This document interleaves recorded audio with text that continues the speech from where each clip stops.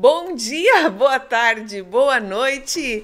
Sejam muito bem-vindos ao MBCV Cast. Hoje, segunda-feira pela manhã, iniciamos a nossa semana com uma palavra do apóstolo Neuci, uma palavra que nos dá instrução. A gente fala sobre tantos assuntos e a gente veio, no decorrer desses mais de 100 episódios, trazendo sempre uma instrução para a sua vida, para que você possa ter uma semana abençoada por Deus e sempre ter aquele coração disposto para aprender mais sobre a palavra de Deus, né? Então, você estar assistindo o MBCV Cast já revela que você é uma pessoa que gosta de ouvir Deus, que gosta de ouvir as instruções da parte de Deus. Então, seja muito bem-vindo. Também, se você não é inscrito no nosso canal, dê um like, se inscreve no canal, compartilha o conteúdo com pessoas que você sabe que precisam de uma instrução para as suas vidas. Existem tantas pessoas ao nosso redor que se sentem perdidas muitas vezes e que comentam isso com a gente. E você pode ser um instrumento de Deus através do MBCV Cast, levando instruções, né? Ah, mas eu não sei como acessar os outros episódios.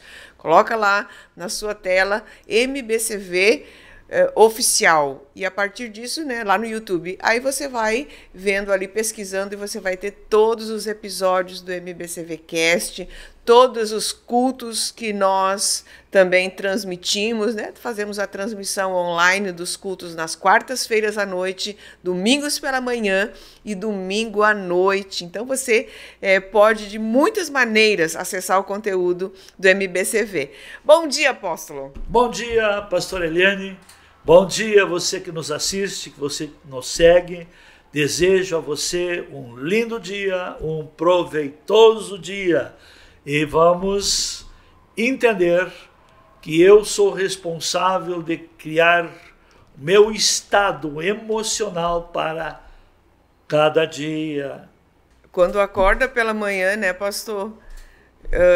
Quando vai orar, vai buscar Deus, já tem que trabalhar essa questão de alma, né? Não, hoje meu dia vai ser bom. Eu preciso ter um olhar positivo para o dia, porque senão a semana toda...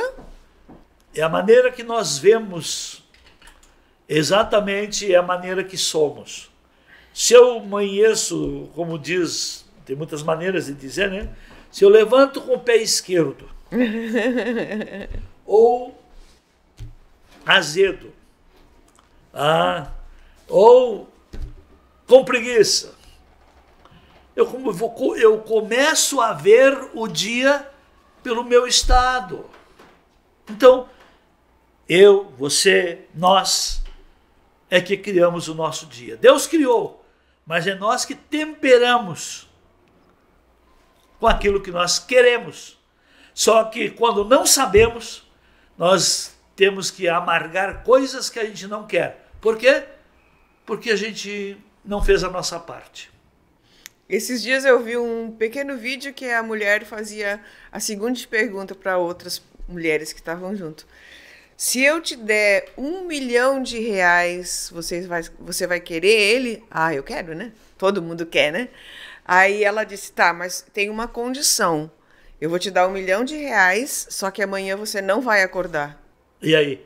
Aí não, ninguém queria. Por quê? Porque a vida é muito mais importante, né, pastor? Não tem preço. A vida não tem preço, e por ela ser tão importante, tão valiosa, tão significante, você é que dá o tempero para ela. Então vamos buscar essa sabedoria, essa graça, ter essa mente firme no Senhor, sabendo que, estando nele, ele primeiro nos mantém em paz. Isso é uma base que nos dá muita tranquilidade. Ok, nós estamos nas segundas-feiras, já há algumas semanas, falando sobre crença, sobre igreja, sobre as pessoas que fazem as escolhas de mudança de igreja. O apóstolo também já deu seu testemunho algumas semanas atrás sobre as necessidades que ele teve de algumas mudanças. E, de fato, nós temos as nossas escolhas. Cada um escolhe aquilo que acha que é melhor para si. No entanto, a gente precisa colocar numa balança para que a gente possa fazer as escolhas, né? E a semana passada a gente falou também sobre essas questões do sistema de crenças, essa diversidade de igrejas que existe, que a gente vai sendo levado a essa ou aquela, segundo a necessidade da família, e a importância de que a família ela tem na nossa vida. Nós não mandamos um filho embora quando ele não passa de ano, por exemplo, né? Nós, claro que vai levar um sermão, mas ele continua sendo família. E a igreja é uma família. Então, as pessoas não podem simplesmente porque se angustiam com alguma coisa, por se magoam com alguma outra coisa, simplesmente trocar de família, né? E essa é a linha de pensamento que nós estamos trazendo aqui no nosso MBCV Cast, né? De você ter essa maturidade emocional, de saber que toda igreja tem seus problemas, tem suas dificuldades, tem seus defeitos, mas nós somos uma família. E se nós tivermos essa maturidade, nós não vamos simplesmente sair da igreja por qualquer motivo. Há uma fala que o apóstolo sempre diz, e eu gosto, né? Ela diz que a gente não deve se afetar pelo pecado dos outros. Essa é uma fala que pode trazer um prumo para a nossa vida. Não se afetar pelo pecado dos outros, né? Isso é um princípio, e eu julgo esse princípio como o principal. Aliás, tem duas coisas, não sei qual é mas não podemos dissociar. Fundamento de sabedoria. Por exemplo, o fundamento da sabedoria começa com gratidão. Mas o segundo, tão importante quanto o primeiro, é nunca se deixar atingir pelos erros dos outros. Isso tem um valor que não podemos medir.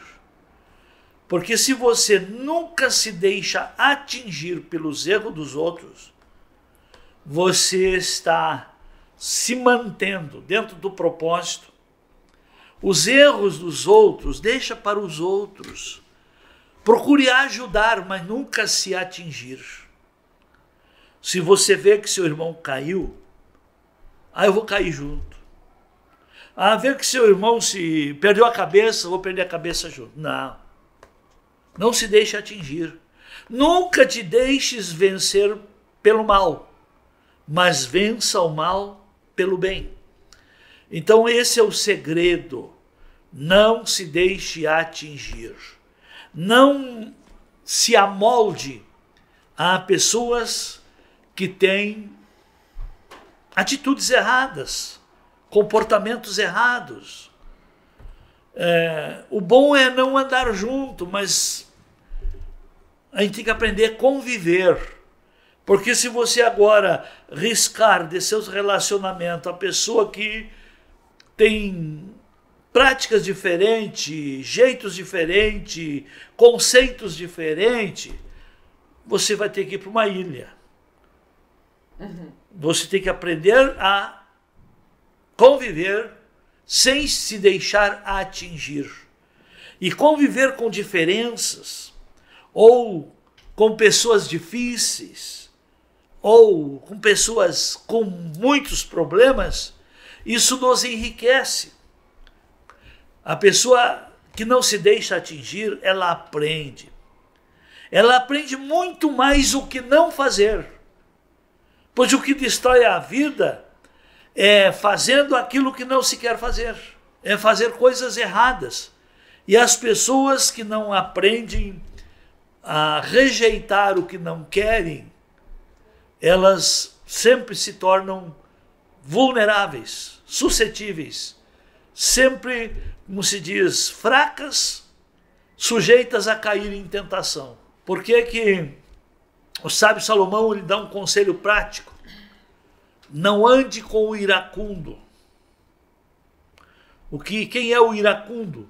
A pessoa que vive irada, vive naquele estresse, naquelas emoções negativas, sempre procurando culpado, sempre jogando as coisas para o ar. Porque emoções negativas, são vibrações negativas. Vibrações negativas contagiam, contaminam, invadem. Pode ver que as vibrações, elas influenciam. Só que você precisa ter vibrações positivas mais fortes que as negativas. E não se deixar atingir. Então essa é uma atitude que precisa-se de muito tempo para a gente automatizar e não se deixar levar. Porque se a gente responde como falam ou reage como agem com a gente, olha, termina em briga às vezes. Bem, aí no episódio passado, eu encerrei ele falando sobre uma questão que eu tinha ouvido durante aquela semana, né, de que uma pessoa tinha me falado, assim, numa conversa, que um amigo não vinha mais à igreja, uma amiga, por conta de que sentia vergonha de voltar, né? Então, eu creio que muitas vezes quando você sai de algum lugar, por exemplo, vamos pegar o casamento, né? Quando termina um relacionamento, eu nunca vi como é difícil a gente achar um casal que fale bem do outro. Não, deu problema, mas a pessoa era boa. Não, né? Sempre fala, sempre traz à luz todos os defeitos. Muitas vezes, quando eu vou atender uma mulher que está com desejo de separação, ela fala um monte de coisas erradas. Ele é isso, ele faz aquilo, ele não faz aquilo outro. E começa daí, no fim, eu sempre pergunto, mas ele não tem nada de bom, né? E o universo é paralelo, né? Às vezes acontece a mesma coisa na igreja. A pessoa, ela se deixou atingir pelo pecado, porque o pecado existe dentro da igreja, não tem como dissociar, porque as pessoas são humanas e elas estão ali num processo de transformação, de mudança, né? Então, existe pecado, sim. Todos estão lutando para vencer, sim, né? Mas existem as pessoas que não conseguem vencer e você convive com elas. O pastor acabou de falar sobre isso. Então, a pessoa não conseguiu vencer o pecado dos outros e se afetou. E ela sai. Então, ela sai falando mal da igreja. Só que ela vai buscando outro meio, porque ela sabe que ela precisa estar envolvida com Deus através de uma igreja, e ela vê pecados na outra também. E ela, então, pensa, bom, lá em casa ainda era melhor, né? Tá lá na família era melhor. Pastor, como é que fica essa questão de vergonha, hein? É comum isso acontecer, né? Isso, sabe quem é que desenvolveu esse tipo de vergonha? Foi não foi a religião, foi a falsa religiosidade. A falsa religiosidade, ela está muito ligada ou trabalha muito o que os outros vão pensar. Esse é um problema sério. Mas eu pergunto, vamos desmascarar a vergonha. Tá? O que os outros vão pensar? Se eu posso comprar um carro zero, o que as pessoas vão pensar? Ah, não, eles vão achar que eu estou soberbo, que eu estou esnobando, tá? Que eu estou ostentando. Se eu tenho condições de comprar um carro zero, eu tenho que me preocupar com o que os outros pensam? Vamos colocar as coisas em cada área. Então, assim como às vezes a gente, quando é para o lado do bem, a gente esquece o que os outros pensam. Pelo contrário, a gente cria razão até para fazer umas críticas, para replicar esses comentários de medíocres. Mas, e quando a coisa acontece do lado negativo? O que vão pensar? Tá? O que vão pensar se aquele casal se separou e agora voltaram? Eu não vou voltar, por que vão pensar? Olha, eu vou dar uma chamada de atenção nas pessoas almáticas, que na hora do problema se deixam levar por emoções negativas. Quando o problema é conjugal, e isso acontece muito na questão das mulheres, que o marido o traiu, ela bota o marido, desculpe a expressão, abaixo do rabo do cachorro e bota no ventilador para todo mundo ficar sabendo. E poucos dias depois ela está correndo atrás.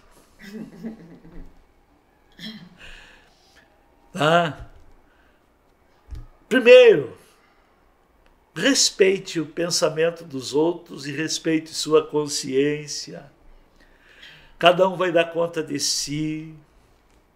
Não é errado se levantar aonde caiu, reconhecer o que errou. É bíblico. Errado é se meter na vida dos outros. Errado é deixar os pensamentos dos outros interferir em decisões que teremos que tomar. Por exemplo, a Bíblia responde tudo isso aí. Aquele pai que tinha aqueles 2 filhos, que está lá no capítulo 15 de Lucas, que a maioria, 99% dos pregadores apenas prega sobre o filho pródigo. Mas quero também comentar sobre a atitude daquele filho pródigo. Primeiro, ele se deixou atingir pelas ilusões que o mundo lhe ofereceu na época.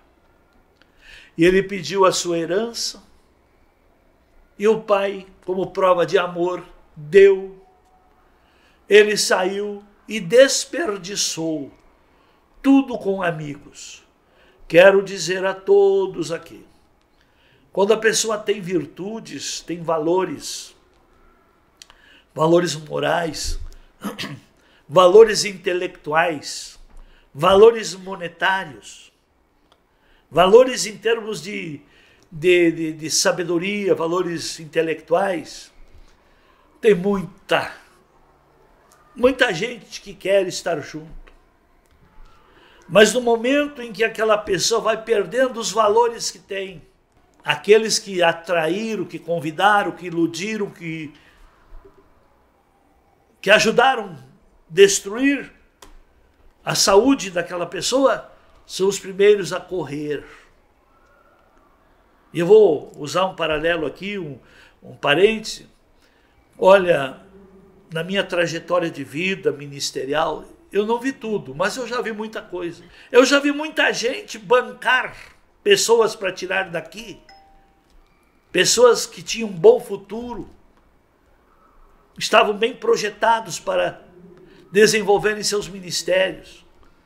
E sob pressão de amigos, pseudos amigos, esses pseudos amigos deram todo o amparo e bancaram e tiraram daqui para começar um novo trabalho.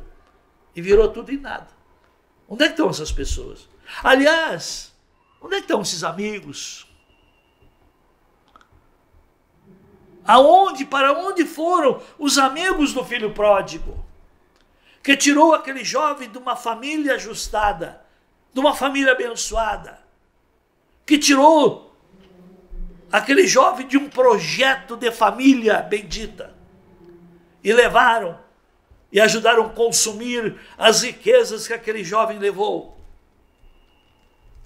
A hora que gastaram isso aí, diz a própria palavra, a experiência daquele jovem, ele não tinha mais nada. Ele teve que procurar um trabalho agora para poder comer. E sabe qual foi o trabalho que ele encontrou? Porque houve uma crise naquela época, como está acontecendo hoje, que não tinha emprego. E sabe qual é o emprego que ele arranjou? Cuidar de porcos. E ele vendo aqueles porcos se alimentar daquelas alfarrobas, ele desejava comer, ter um alimento como aqueles porcos estavam tendo. E nem o patrão dava alfarrobas para ele, a ração dos porcos para ele. Aí ele caiu em si. Aí ele ficou com vergonha. Aí caiu a vergonha. E ele pensou, ele caiu em si, olhando os porcos, comendo com alegria. E ele roncando de fome. Aí ele se lembrou. Ele pensou, ele voltou ao passado. E lembrou da casa de seu pai. E ele disse: quantos jornaleiros de meu pai têm pão em abundância? Jornaleiros, empregados, naquele tempo eram servos.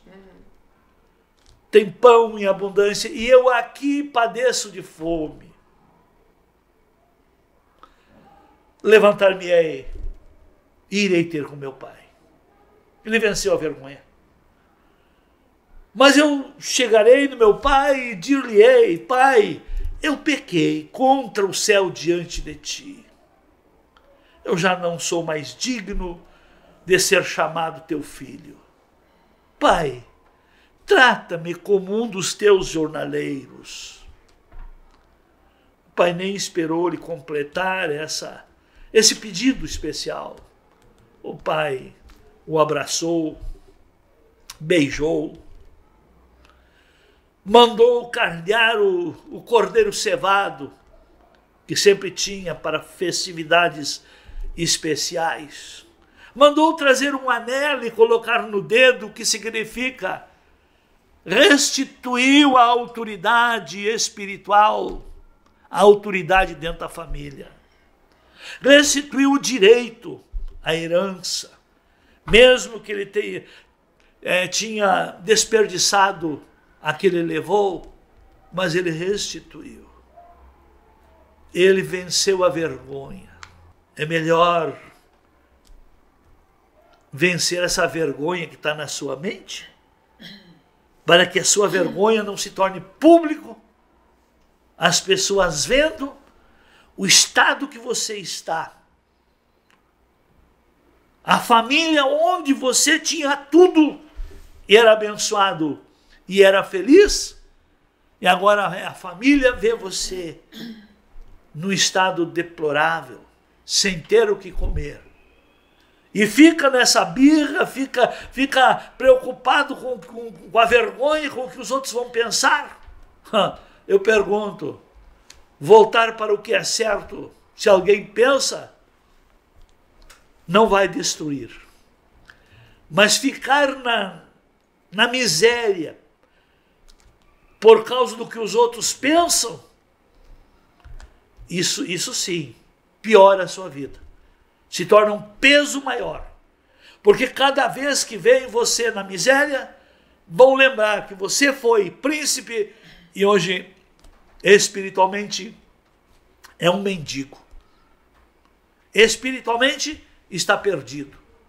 Porque o pai, para combater o espírito da falsa religiosidade que o seu irmão mais velho tinha, que o filho mais velho tinha, pai, ele desperdiçou tudo que era teu. E ele começou a buscar razões. E o pai dizia: filho, é teu irmão. Esse teu irmão estava perdido e foi achado. Ele estava morto e reviveu. Vamos festejar. Pare de procurar erros do passado. Passado. Quando a pessoa vence a vergonha, tudo vai ficar para o passado. E quem está em Cristo, as coisas velhas já passaram. Vença a vergonha que está na sua mente, para que sua vida não se torne uma vergonha. Forte. Mas eu até trocaria a palavra, né, pastor? Eu acho que a questão aí mais ela é de ego do que propriamente qualquer outra palavra, né? Porque tem que vencer o ego, tem que vencer a soberba, né? A altivez, porque muitas vezes a questão nem é... Começa com isso aí. Na verdade, é o ego que não permite, que fica com essa pergunta, né? O que os outros vão dizer agora? O que aqueles que eu fiz, aqueles amigos lá do outro lugar vão dizer? Então, assim, é bem, bem preocupante, porque muitas vezes a pessoa... O problema é que não é que ela vai para outra igreja, é que ela sai da outra igreja e não volta para igreja alguma. Ela fica à deriva, que acontece o que o senhor falou, né? Quando a pessoa sai do lugar que Deus escolheu para ela estar, ela vai para um lugar com muitas pseudas ilusões, é atraído por algo diferente, só que ela não estando no lugar onde Deus escolheu, ela não fica muito tempo. E como prova que ela foi para lugar que Deus não escolheu, logo ela sai de lá e não se encontra mais. É o que acontece hoje com a maioria dos que saíram do MBCV. Por que eu digo isso? Porque antes de recebermos como membro, eu tenho uma entrevista com cada um e pergunto, o que lhe trouxe aqui? Primeiro, quem lhe trouxe? Segundo, você se encontrou aqui? Você tem certeza que este é o lugar que Deus escolheu? Tenho. E logo mudam de ideia. Será que Deus mudou? Não é mais aquele lugar? Não, é a pessoa que não quer se ajustar para cumprir, desenvolver, tirar para fora o reino de Deus que está dentro. Forte, nossa semana começa forte, mas, né, vamos mudar um pouquinho de canal, né, pastor, porque essa semana é a semana do Dia das Mães, né? E eu sempre digo, né, é privilegiado quem tem uma mãe hoje viva, que está ali, né? Então, nós queremos desejar para todas as mães um feliz Dia das Mães. Vou deixar o apóstolo, então, dar uma palavra aí para as nossas mães. A gente está num assunto pesado, né? A gente vai voltar para um assunto leve, mas semana que vem a gente fala um pouco mais sobre isso, sobre soberba. A gente fala sobre isso, sobre essa questão da soberba que nos impede muitas vezes, não só de voltar, mas a soberba também nos impede muitas vezes de viver o que Deus separou, o que Deus preparou para as nossas vidas, né? Então, essa morte do ego, ela pode mudar muito a nossa história, é muito importante que a gente faça isso. Pastor, o senhor. Honra teu pai e tua mãe para que te vá bem, para que se prolonguem os teus dias na terra que o Senhor teu Deus te dá. Quero dizer, você que não tem mais relacionamento com a sua mãe, eu faço uma pergunta para você, você está certo? Depois de honrar a Deus, é honrar pai e mãe. E ninguém honra a Deus se não honrar pai e mãe. E ninguém terá vida longa se não honrar. Então é forte essa palavra. Mas o que os outros vão pensar? Eu briguei com a minha mãe. Mesmo você brigado com ela, se você for morto, não é seu pai que vai lá no necrotério reconhecer o corpo. Mesmo que sua vida se transforme numa desgraça, não é o seu pai que vai lá no presídio lhe visitar, será sua mãe. Honre tua mãe. Honre tua mãe. Restaure a sua vida. Remova da sua vida a maldição por falta de honra. A palavra hoje não está fácil, né? Mas é uma palavra de vida eterna. vida longa, vida abençoada. E não tem enjambração para ser diferente. Deus o abençoe. Amém. Feliz Dia das Mães. Deus abençoe. Vai lá visitar sua mãe, dá um abraço nela.